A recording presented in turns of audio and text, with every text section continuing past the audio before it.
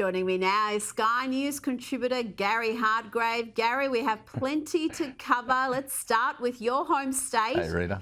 Queensland's Labor government has made some extraordinarily cushy deals with the unions here. The Courier Mail reports union workers can put down their tools when it reaches 35 degrees or 29 degrees with 75% humidity. Lucky it's never hot or humid in Queensland.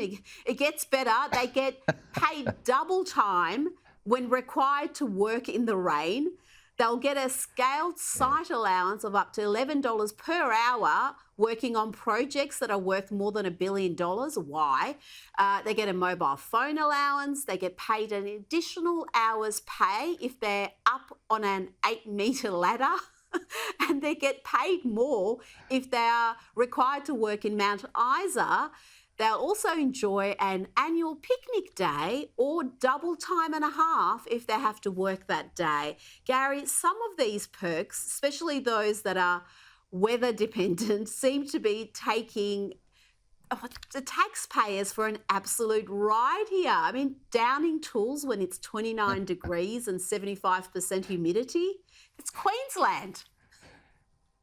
We're back to the same sort of stupidity that was around in the old BLF days back in the 80s when they had Dim Sim Allowance as they were building Darling Harbour because they could smell all of the fumes coming up from the Sussex Street Chinese Restaurants. A Dim Sim Allowance. Look, this is the serious part about this, you know, a month of rostered days off. So, of course, they pick and choose and add on days. So you'll see big building sites with no activity for a week or more while people have time off. All sounds terrific. Apparently the best practice guide for construction. It's costing between $6 and $9 billion extra on building projects, government-funded building projects in Queensland. But for everyday Queenslanders, if you want to get some work done at home, you've got to be prepared to pay what the taxpayer, what the government is willing to fund under this scheme. So the cost of concrete, the cost of tradies, the cost of windows, the cost of steel, you name it, it's going up.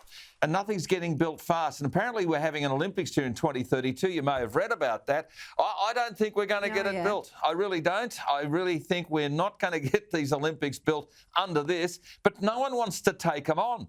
And the only way to do it is to abolish this, rip it up, tear it up and start building up things that Queensland needs. So we're heading for between 4 and 6 million people over the next decade or so in southeast Queensland. We're already at the 4 billion, so we're 4 million. So we're heading to 6. I don't know how we're going to build the infrastructure, Rita, under these sorts of stupid schemes. Simple as that. Well, you're going to have a lot of debt because the cost blowouts, I think, are going to be enormous with these sort of deals being struck. Now, let's go to Victoria. Premier Jacinta Allen is considering a land tax and stamp duty exemption for those who identify as Indigenous as part of coming treaty negotiations. The lunacy in Victoria never stops, but let's not forget Victorians voted against the voice, Gary. The last thing they want to see is a treaty, but here we are. And also must be noted, land tax rates here have soared. Victoria has got the biggest debt of any state by some margin. And you can soon have some very wealthy individuals who claim Indigenous heritage not paying property taxes. That seems crazy. Oh, I've done my ancestry DNA and I can't find a stripe of it, so I'm really devastated about it. But look, Victoria is the place to flee for a lot of reasons. It's pretty simple, but this is the sort of divisive thing the left always does, Rita. They want to divide us up into little groups, little tribes, and have us suspecting the other and being narky towards the other, and yet we should be finding the stuff we've got in common. That's how you actually build a community, is out of the common ground that brings us together. So treating people differently because of race, this kind of property apartheid is not a recipe for keeping a community together. It's going to create a lot of angst, a lot of anger. So if you voted no to the voice in Victoria, it's probably time to vote no to this dreadful left-wing Labor government you have in Victoria as well. But then the Liberals have got to get their act together. So as the Arabs would say, inshallah, God willing, that will happen. Well, yeah, let's just see what the Liberals do, because at the last state election, they were all for the treaty. They were all for it. And it took them some time after the voice referendum to walk away from it. That's how weak they are. Now, the war on property owners continues. We've got the project giving a platform to some dude who wants squatters to claim vacant houses. We've got state governments increasing taxes. And then there's the interest rate hike. So it's little wonder that so many property investors, mum and dad investors, are fleeing the market, opting to put their money elsewhere. That trend is particularly evident in Victoria. 1 in 4 landlords sold a property last year. And what's happened in Victoria is going to happen in other capital cities too. The Daily Telegraph reports today that landlords are selling off, and that's going to hit renters hard. Not only will renters continue to experience heightened competition, but rental costs will increase further. Gary, it's almost like demonising property investors has backfired. And the pathway to personal wealth is property ownership. As you know, only like 4% of the world actually own their own home. So Australia was way up there. If, you know, the richest 4% in the world actually own their own home. So Australia has a much better figure than that, but they're trying to kill us off. They're trying to kill off suburbia. They want everything to be grey and bleak and institutionalised, a bit like it was in the sort of Soros youth and the mindset of the kind of Soviet bloc building idea, and people feel very disoriented. Young people don't feel encouraged. They feel like they're never going to be able to own a home. They will own a home as soon as government stops trying to take money off people before they can get that home. And be it compulsory superannuation, be it high stamp duty, be it all of these other onerous requirements, any wonder people are bailing out. And I know people in Melbourne have done exactly that. They've said, I'm going to sell it, I want to get out, because right now, if they want to rip out a wall and bring an elephant into the lounge room, they can do it, and I'm just the owner of the house, I can't stop them. So it's pretty well discouraging that kind of private investment, and people are voting with their feet and walking.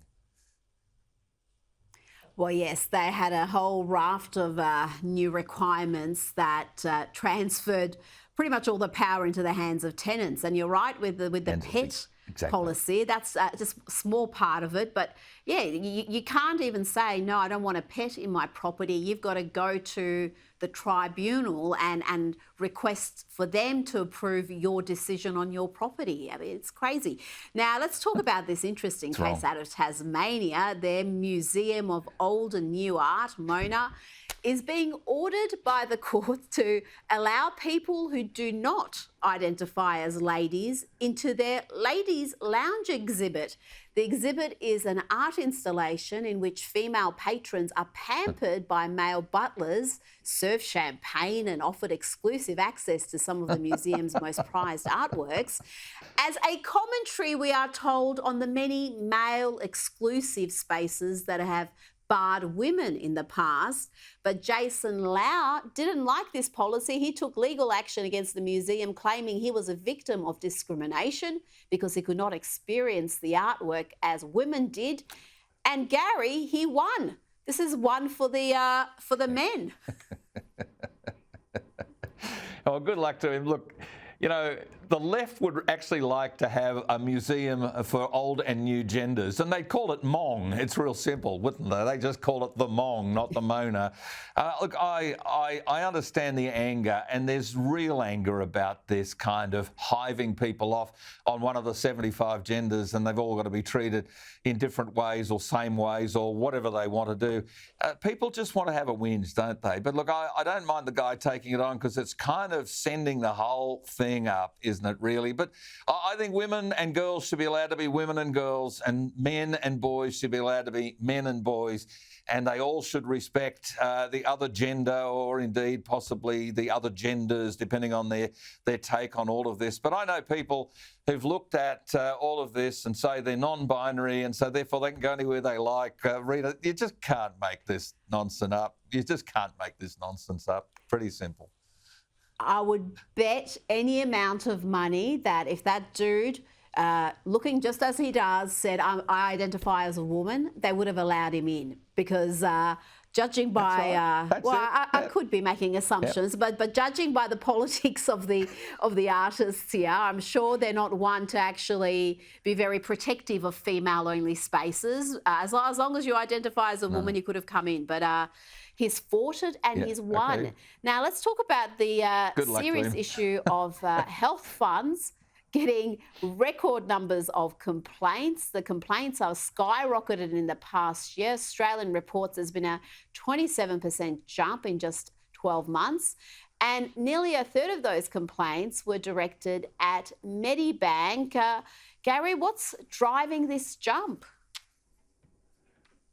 I think people are feeling awfully invested in private health insurance, and I think private health insurance should be nurtured because it's absolutely critical to the health task in Australia. So if you're starting to fund, thousands of dollars a year more than maybe you were a few years ago, you're of course going to feel as though all parts of the service need to be questioned, and you want to have that relationship working. And whether Medibank is really measuring up to people's expectations, it's up for the consumers to speak out.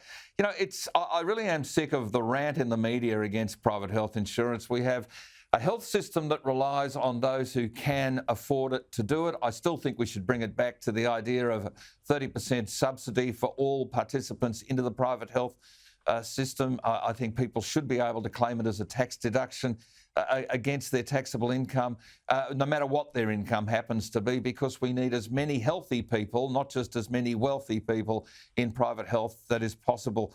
But the health funds have got to realise it's a market out there, and I'm sure they do. The big ones, I think, are getting smarter about this, and the small ones are still as agile as they've always been. But I think it's great people are complaining, Rita, because they're taking ownership of the way the health funds work. Good on them.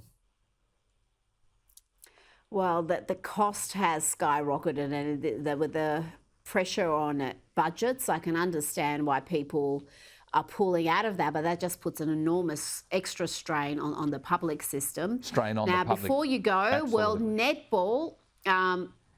World Netball made the very sane, logical decision to ban transgender players from the international female level. They've done that to ensure fairness and safety. Their decision comes after a detailed view of the science and consultation with experts. Gary, we're critical of sporting bodies that ignore the science and pander to the activists. And I think here we should applaud those that make the right call. And it has to be said, it's a courageous call, because they're going to have the activists come for them, but their priority is obviously to protect women's sport. Rita, the louder the activists yell, the more you know they've got the right decision in place. And look, as a father of a woman who herself is the mother of a couple of girls, I want those girls and those women to be able to participate with others who are the same kind of physical makeup and able to participate in sport on a fair and equal footing. The idea of some bloke declaring himself now a woman and he's able to compete on the sporting field as a woman is just a joke. And it's such a small group of people who want to do that, despite, of course, the potential for violation in change rooms and other environments in and around the sport. Look, by any measure, a lot of what's been going on here has been driven by activists who are trying to disorient our society, trying to destroy our society, make us question our beliefs and the things that created the society that was strong until all of this rubbish kept going. And I think good on netball for staring it down. I just wished a few other sports would be also equally strong, because the players, the participants, their families and supporters need that certainty. And frankly, in a bigger, broader sense, our world needs that certainty. The idea that we're able to declare whatever we are and be it for the day just makes no sense. And we've just got to stare it down, Rita. Stare it down. Absolutely. Gary Hardgrave, always a pleasure to have you on the program. Thank you.